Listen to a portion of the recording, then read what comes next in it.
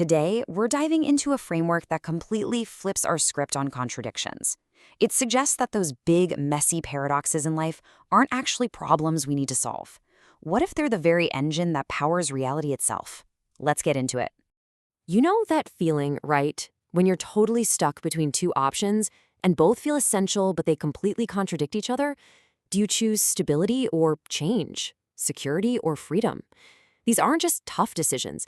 They feel like impossible traps, where any move you make feels like the wrong one. Here's a perfect example we all deal with, this double bind between autonomy and connection. We have this deep need to be our own person, right? To be independent. But at the same time, we have this fundamental drive to belong, to be part of a team or a community. Our normal way of thinking, that either-or logic, just completely breaks down here. Trying to pick one over the other just makes everything worse. So what if these aren't problems at all? What if there's something else entirely? There's this radical model called the Ouroboros framework, and it suggests these contradictions aren't bugs in the system, they are the system. They're the very engine that makes it all run. So the core idea here is that reality is a closed loop. The framework calls it a unified manifold, which is just a fancy way of saying it's one single connected system with no outside. It's just like that ancient symbol of the serpent eating its own tail. Every output just loops right back around to become a new input.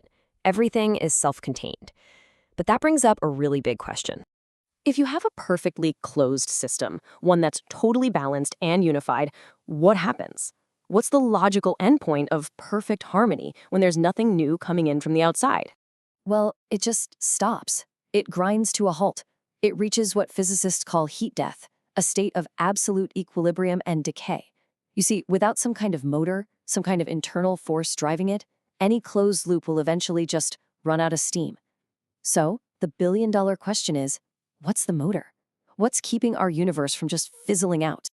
And this, right here, is the big aha moment of the whole framework. The engine isn't some mysterious outside force. The engine is paradox. The very contradictions we spend all our energy trying to solve, that's the fuel. The framework calls this the pillar of paradox. I want you to think of it as a fundamental, maybe even an intentional imbalance built into the system. It's like a cosmic glitch that's there on purpose to prevent perfect balance, creating this constant, generative tension that forces everything to keep moving, adapting, and evolving. Okay, so if the pillar of paradox is what creates the tension, how does that tension actually create motion? The answer is something called creative friction. This is the actual mechanism. It's like two tectonic plates rubbing against each other. You have an established idea, the thesis, and it clashes with a contradictory one, the antithesis. And that clash doesn't break things, it generates the raw energy needed for change. And what happens when you get that creative friction? You get what the framework beautifully calls the violet spark. This is a metaphor for that burst of kinetic energy that gets released. It's the breakthrough insight, the flash of innovation, the creative leap that pushes the entire system forward. So, paradox creates friction, and friction releases the spark. See, that's the engine at work. And here's the really crucial part. This is not a one-time thing. That new idea, the synthesis, doesn't actually end the conflict. As you can see here, it immediately becomes the new thesis, the new normal. And what does a new normal do? It invites a new challenger, a new antithesis.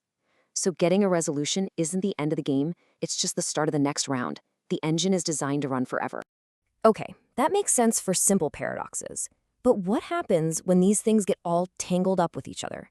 When they create these massive knots that feel truly impossible to unravel? This is what the framework calls a meta-paradox. Now we're talking about more than just A versus B. This is a systemic trap where every single thing you do to try and fix the problem actually makes it worse. It's a Gordian knot of feedback loops that just sends you running in circles. This quote just captures that feeling perfectly, doesn't it? You feel like you're trying to change the system from the inside, but you're also a product of that system. The very tools you have to create change were given to you by the system you're trying to change. It's this bizarre feeling of being both the puppet and the puppet master at the same time.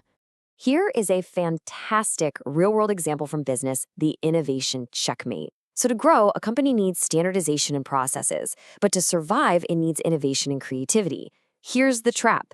They are mutually exclusive, but also mutually dependent. If you double down on standardization, you become a rigid dinosaur and die. If you go all in on innovation, you create chaos and fragment and die. And what about compromise? Well, you just become mediocre and slowly fade away. It's a checkmate. There are no winning moves on this board. So, how in the world do you escape a checkmate? Well, the framework doesn't just leave us stuck in the trap, it offers a way out, a practical method for turning these impossible knots back into fuel. And it has an amazing name: the art of the radiant chump. The method is called the cognitive spiral, and it has 3 phases. First, you map. You don't even try to solve it. You just visualize the whole mess, mapping out all the feedback loops and identifying the core tensions. Second, you hold. And this is the hardest part. You have to consciously resist the urge to find a quick fix or a lazy compromise. Instead, you just hold both opposing truths in your mind at the same time, which basically supercharges the system with creative tension. And finally, you transcend. You use all that built-up tension to spot the one hidden flawed assumption that the entire paradox was built on. And when you finally see that flawed assumption, that's when you get the payoff, the radiant chomp. It's that incredible moment where the serpent finally consumes its own tail, where you let go of the old, broken way of thinking. And notice, the paradox isn't solved, it just dissolves. It becomes totally irrelevant because you've reframed the entire problem from a higher perspective, revealing a new, more elegant truth that makes perfect sense of both sides. So, this leaves us with a really powerful question to think about. Look at the biggest contradictions in your own life, in your work, in your relationships, maybe even inside your own head. What if those aren't problems that need a solution? What if they are powerful engines, just sitting there, waiting for you to turn the key?